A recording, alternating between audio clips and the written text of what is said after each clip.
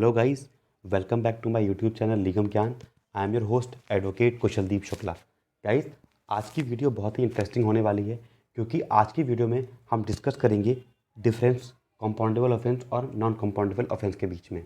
अब डिफरेंस जानने के लिए कंपाउंडेबल ऑफेंस और नॉन कंपाउंडेबल ऑफेंस के बीच का पहले हमें ये समझना पड़ेगा कि कंपाउंडेबल ऑफेंस होते क्या हैं या नॉन कंपाउंडेबल ऑफेंसेस होते क्या हैं और कौन से ऐसे ऑफेंसेस हैं जिनमें कॉम्प्रोमाइज़ हो सकता है और कौन से ऐसे ऑफेंसेस हैं जिनमें कॉम्प्रोमाइज़ नहीं हो सकता। गाइस, अगर आप कंपाउंडेबल ऑफेंस की बात करें तो कंपाउंडेबल ऑफेंसेस वो ऑफेंसेस होते हैं जिनमें कॉम्प्रोमाइज़ हो सकता है। ठीक है, कहने का मतलब ये है कि एक्यूज और विक्टिम के बीच में अगर कॉम्प्रोमाइज़ जब हो जाता है जिन ऑफेंसेस में, उन्हें आप कंपाउंडेबल ऑफेंसेस बोलते हैं। और जिन ऑफेंसेस में एक्यूज और विक्टिम आपस में मिलकर कॉम्प्रोमाइज़ नहीं कर सकते, ऐसे ऑफेंस को नॉन कंपाउंडेबल ऑफेंसेस कहते हैं। गाइस, अगर कंपाउंडेबल ऑफेंस को ही पर्टिकुलरली आप देखें तो ये थोड़े लेस सीरियस ऑफेंसेस होते हैं, प्राइवेट इन नेचर होते हैं। कहने का मतलब ये कि ऐसे ऑफेंसेस हैं ये जिनमें अगर कोई अक्यूज और विक्टिम चाहें, मान लीजिए कि कोई विक्टिम है जो चाहता है कि ठीक है मैं अपनी एफआईआर वापस ले लेता हूँ, तो आपस में वो सुलह करके उस चीज़ को ख़त्म कर सकते हैं। तो ऐसे ऑफेंसेस कंपाउंडेबल ऑफेंसेस बन जाते हैं। इसी तरह से नॉन कंपाउंडेबल ऑफेंसेस क्या होते हैं, वो थोड़े से सीरियस नेचर के और पब्लिक इन नेचर होते हैं, जिससे ज़्यादा से ज़्यादा सोसाइटी एट लार्ज इफेक्ट होती है। तो ऐसे ऑफेंसेस को नॉन कंपाउंडेबल ऑफेंसेस कहते हैं। इसमें एक्यूज्ड और विक्टिम चाह कर भी कॉम्प्रोमाइज़ नहीं कर सकते। अब इनका डिफरेंस एक बार देख लेते हैं कि इनमें मेजर डिफरेंस होता क्या है।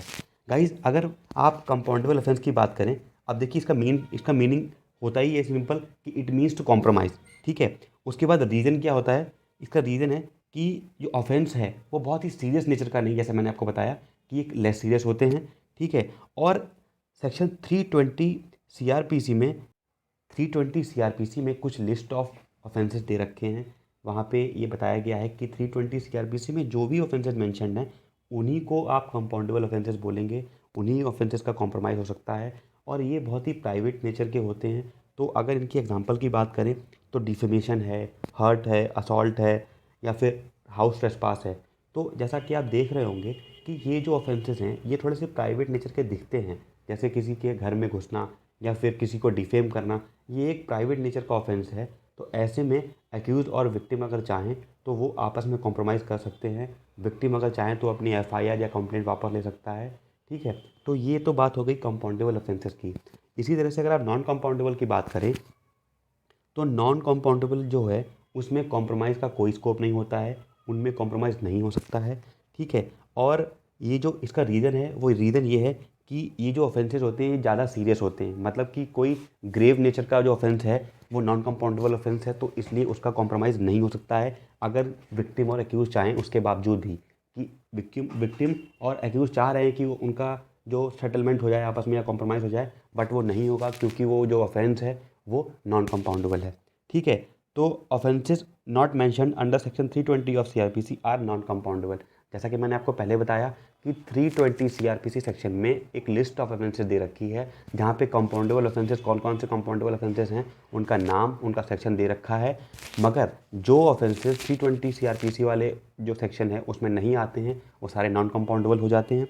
ठीक है, इस तो उसमें क्या होता है कि इसमें जो अफेक्टिंग पार्टी है यानी कि जो विक्टिम है वो प्राइवेट इंडिविजुअल भी हो सकता है या फिर एक सोसाइटी एट लार्ज भी हो सकता है। अगर कुछ एग्जांपल की बात करें इसके तो dishonest misappropriation of property, wrongfully confining person for 3 days और मोर एक्सेट्रा, इस तरह के जो ऑफेंसेस हैं वो तो आपके नॉन कंपाउंडेबल ऑफेंसेस हो जाते हैं।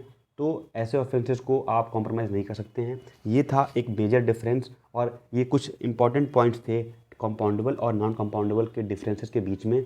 आई होप आपको ये वीडियो ठीक लगी होगी, अच्छी लगी होगी। अगर आपको ये वीडियो इन्फॉर्मेटिव लगी तो आप अपने दोस्तों के साथ शेयर कीजिए और मेरे यूट्यूब चैनल निगम ज्ञान को सब्सक्राइब कीजिए और साथ ही साथ बेल आइकन को भी दबा लीजिए ताकि आपको इस तरह की वीडियोस टाइम टू टाइम मिलती रहें और आपको regular updates other vacancies and all के बारे में मिलती रहें। Thank you so much and have a nice day.